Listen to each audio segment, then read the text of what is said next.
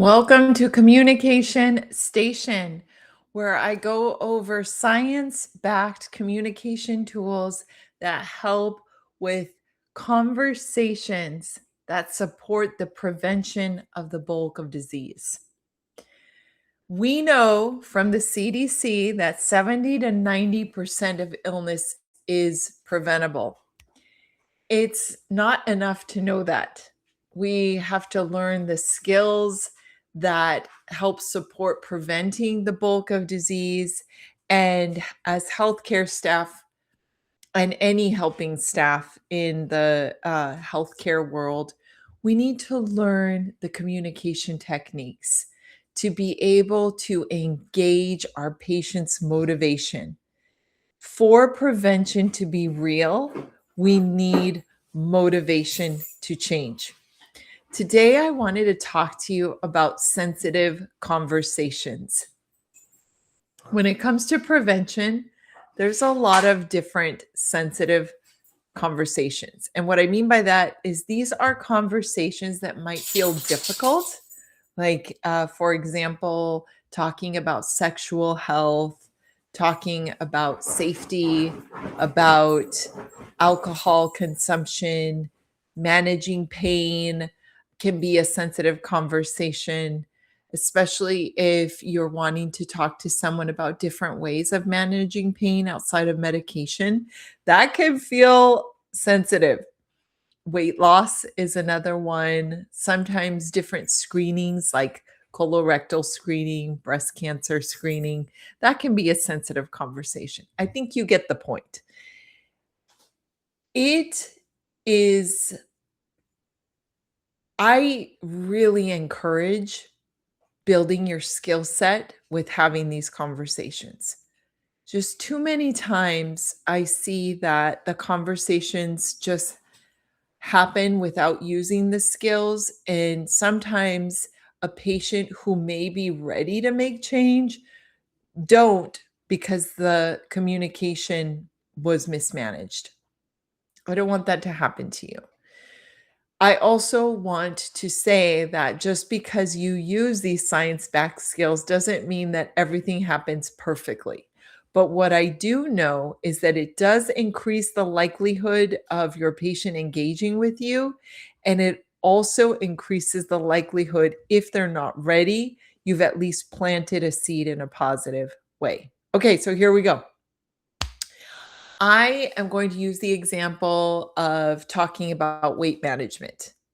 That can be a difficult conversation. There might be a lot of defensiveness. It can be a sensitive conversation. So, how we deliver that conversation matters. Oh, and by the way, good news is it's the same sequence no matter the topic. So, we're going to talk about what to do if you're going to be discussing weight management, but you can use this for any conversation. Okay, first, I'm not just going to say, Mr. or Mrs. Smith, I want to talk to you about your weight. Or uh I heard this recently. You've gained weight. What's going on?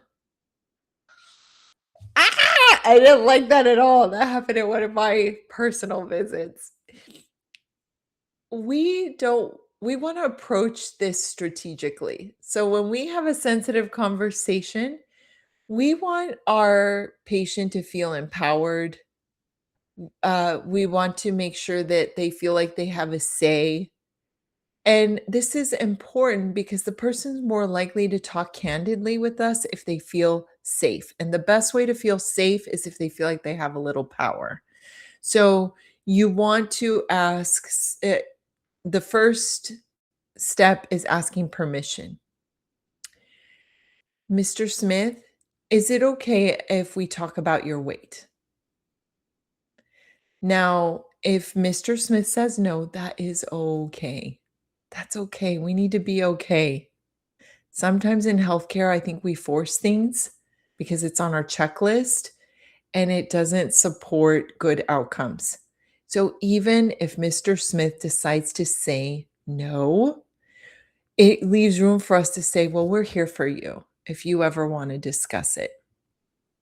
So we're going to ask permission. I might say, um, I notice your weight has fluctuated. Is it okay if we talk about that? Okay. And I'm going to respect what Mr. Smith says. If he says no, okay, just know, Mr. Smith, I'm here for you if you ever want to discuss it. If Mr. Smith says yes, which they're likely to do most of the time, asking permission, most of the time you will get a yes, and you have not failed if you get a no. If you get a yes, you now want to explore. You want to explore of um, how do you feel about your recent weight gain?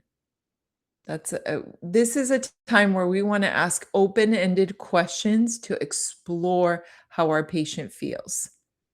And whatever Mr. Smith answers, I'm going to reflect it back. Like, let's say, I feel fine about this recent weight gain. I don't think it's a big deal. I might reflect back. You don't really think much about this weight gain. You don't see why it's a big deal. That's it. A few more questions. I like to ask at least 2 to 3 questions. And what determines how many questions I ask is how much information I'm getting. So if I get a lot of information from one question, yay, we don't need the 3. But if I'm just getting little pieces, the goal behind this part is that I want to understand, what does my patient know about this topic? Because I'm looking for relevant education or resources. And I'm also looking to see how they feel about it so that I can be sensitive to their feelings and their thoughts on the subject. I might ask Mr. Smith. So I've already asked, what do you think about your weight fluctuating? I might ask, what is your awareness of the connection between weight gain and high blood pressure? Like, let's say Mr. Smith has high blood pressure and diabetes. I might ask them, what is your awareness of the connection between weight gain and high blood pressure and diabetes? And I'm going to be listening. Whatever he says, I'm going to reflect it back. Like, you're not aware that there's any connections. You don't see the relevance. Maybe that's what they're sharing to me. And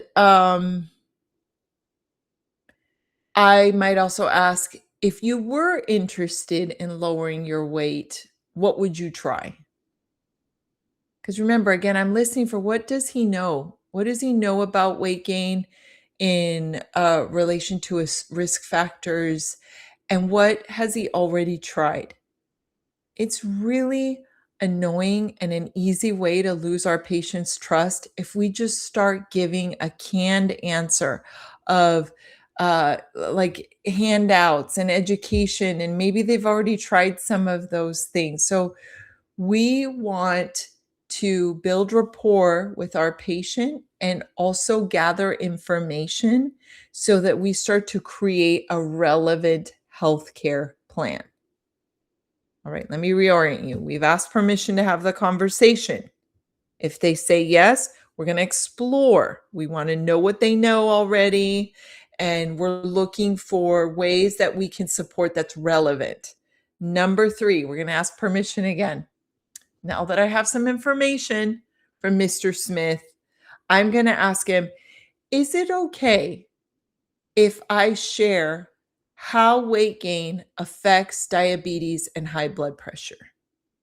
Because I noticed he said that he didn't think there was a connection. So I'm going to ask permission. Can I share that? And we're going to start there. We're going to start with, I'm going to tell him some information about how weight gain affects blood pressure and how weight gain affects diabetes and some of those concerns that are related to both. I'm going to share some relevant information. Number 4 is, I'm going to ask him, can you please repeat back in your own words your understanding of what I just shared? This is really important. So often we give all this information and we say things like, "Does that make sense?" And what do we get? Because for several reasons, our patient may not wanna say that they don't understand. Our patient may wanna be agreeable to us. Our patient may wanna get out of the room or out of the conversation. It's important to ask, "What is your understanding?" This is our way of assessing how much did they understand of what I just shared. And this particular example, it doesn't end here because after Mr. Smith verbalizes, I might ask, based on the information I shared, are you interested in finding ways to lower your weight? Sometimes you don't need to do that because some of let's go back. So let's say I'm going to do the scenario again, but it's going to be a little different. Miss Mr. Smith, is it okay if we discuss? I noticed your weight increased. Is it all right if we discuss this? Let's say he says yes. Okay, how do you feel about this weight gain? And then Mr. Smith shares, I'm frustrated. I don't like it. I'm going to reflect back. You're frustrated. You don't like it.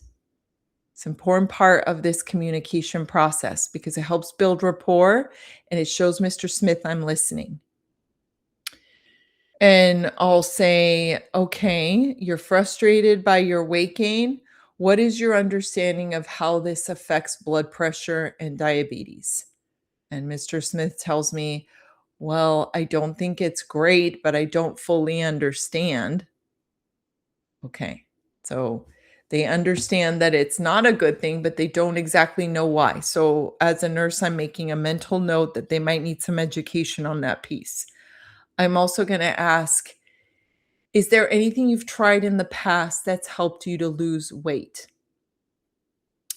And he tells me, yes. Before I used to go to the gym, and that was very helpful because I would, I had a trainer and I liked weightlifting and I did good with using the treadmill. That's great. So now I have some information, right? Okay, so now at step number 4 where I'm going to ask permission. Mr. Smith, I hear you're frustrated about your weight gain. Is it okay if I share how the weight gain affects blood pressure and diabetes? And if he says yes, then I'm going to explain the effects. I might share a handout showing the relevance between, or I might just speak to him. And I'm going to ask him, what is your understanding of what I just shared with you? In your own words, please repeat back what I just shared. If he's understood what I said, then I might ask him, are you interested in learning more about different ways that we can support your weight loss? So let me repeat the process again. We're asking permission to have the conversation. It's okay if they say no. We tell them we're here for them if at any time. Number 2, we're going to explore, what do they already know? What our purpose in this is that we are wanting to create a relevant healthcare for our patient based on what they already know or don't know, what they've already tried or never tried. This improves patient satisfaction, outcomes, builds trust when we actually get to know our patient and understand what's going on and build a relevant healthcare plan.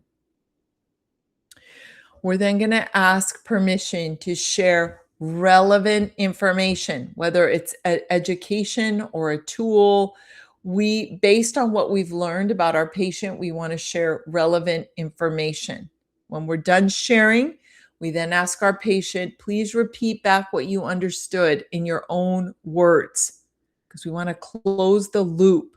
We want to make sure that our patient has understood what we shared, and if they didn't, we make any corrections. We make sure we share so that they do understand. And that is those are the 4 steps. The reason you may choose to take these 4 steps is not only will it increase the likelihood that you successfully navigate this conversation, it will also increase the likelihood that your patient trusts you to share more information. It will also increase the likelihood that you're able to engage your patient in a relevant exchange where they get access to support that's meaningful and relevant to where they are, unique to them. And that last piece of closing the loop, you are ensuring that your patient understood you. A lot of times, our patients don't understand us, not because there's anything wrong with you, but because it's a stressful situation to be in a healthcare office.